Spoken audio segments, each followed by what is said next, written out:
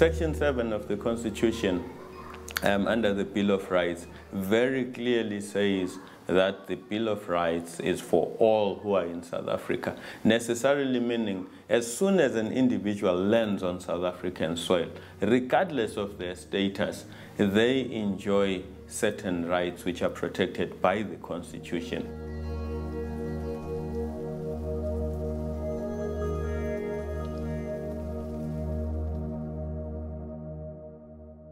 It is only after the 1994 elections that South Africa committed itself to provide protection to refugees and asylum seekers in South Africa.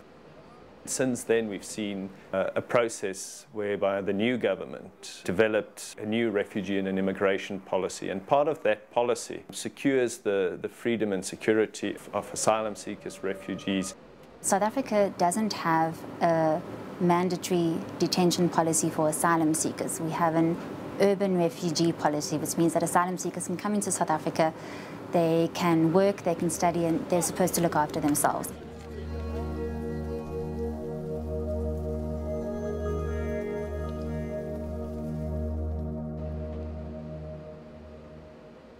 There is one main immigration detention centre in South Africa, and that's at Lindela in Krugersdorp.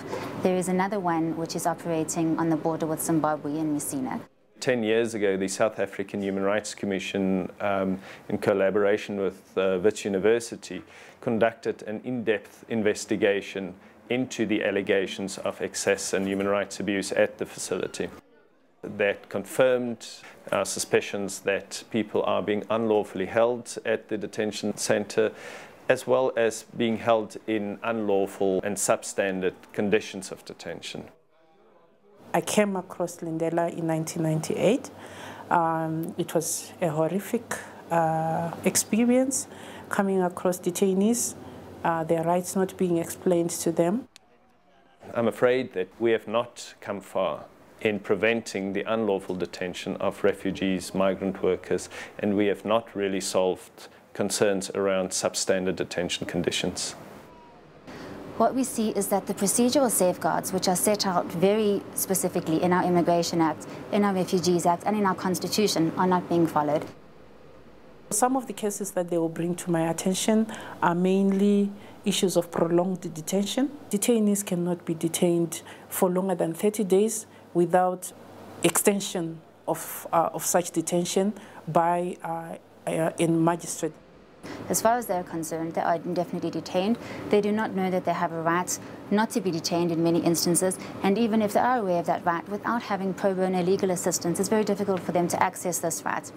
We see that the results of this detention, especially people who've been detained for quite a long time, would rather choose deportation to countries where they might have been fleeing a civil war or very serious persecution than be detained any longer because of the frustration of the indefiniteness of the detention. The detention facility of Lindela is operated by a private company, and there is very little or no independent oversight and monitoring of these facilities.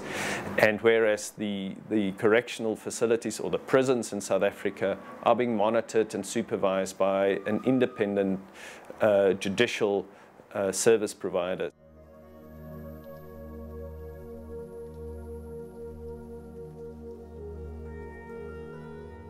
In Zimbabwe, there's a lot of poverty, so you can't survive the life there. Everything is very tough.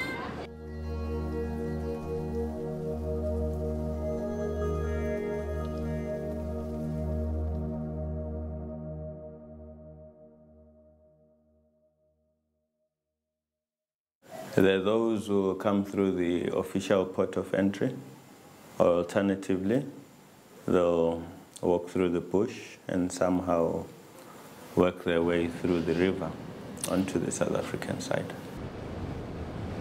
Okay, right now we're driving along the border post. This is the fence of the South African side of the border. There is a border jumper there. The fence is what used to be on during the apartheid days, but since the end of the fall of apartheid, the fence has been turned off. because the South African government decided that too many lives were being wasted. People were dying trying to cross into South Africa. We've got these people who are now termed amakumakuma. Amakumakuma being a group of people who previously assisted people who were coming to South Africa without documentation for them to access the country on payment of a certain sum of money. But then now they've become the robbers and the rapists. Makumakuma, those people who they rape us sometimes, they take money from us, they search us everywhere. So I'm afraid of those people because they're taking, our lives are at risk with them.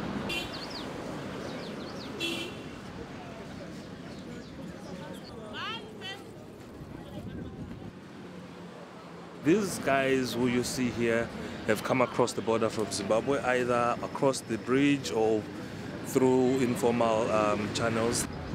These people are waiting to be documented. They've been sleeping here for some time now. And what happens is when they come across the bridge, they try to access the Home Affairs office right here. Some of them have already been inside and are just now waiting for their documents to be issued out. Life in Zimbabwe is very miserable. We can't afford to live there. It's our own country, but it's very difficult to be there. We can't afford to be there.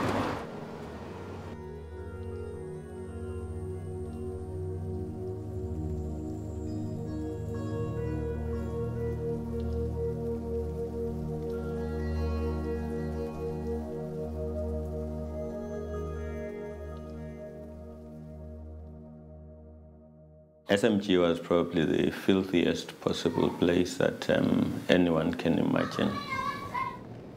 Twice now we've had to take the government to court.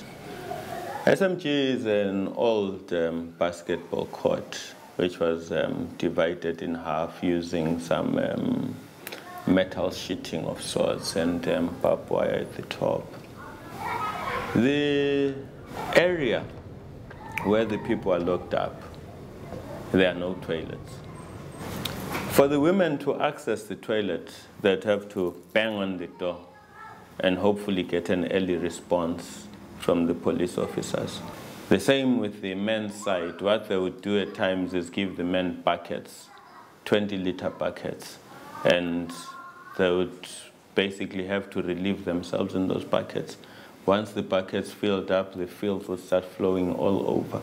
And this is where they were expected to sleep as well. There were no mattresses. There were old, filthy blankets, which were hardly ever washed.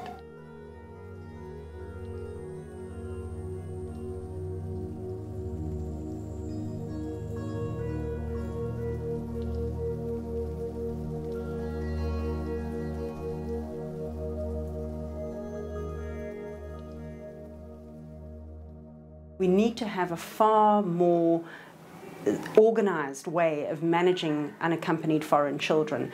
And the key to this is putting correct resources and supports in at Messina, where the children come across the border.